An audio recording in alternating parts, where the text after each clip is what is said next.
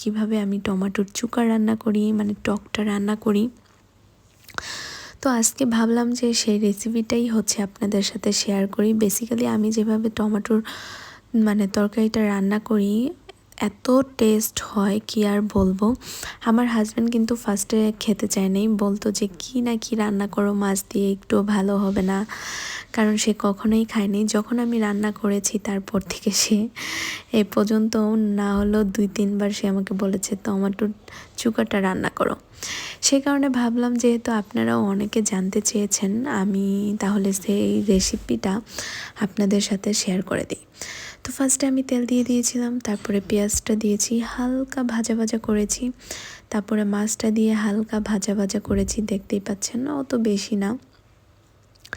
তারপরে আমি হলুদ মরিচ লবণটা দিয়ে দিব স্বাদ মতো, কারণ মাছটাকে সুন্দর মতো কষিয়ে নিতে হবে।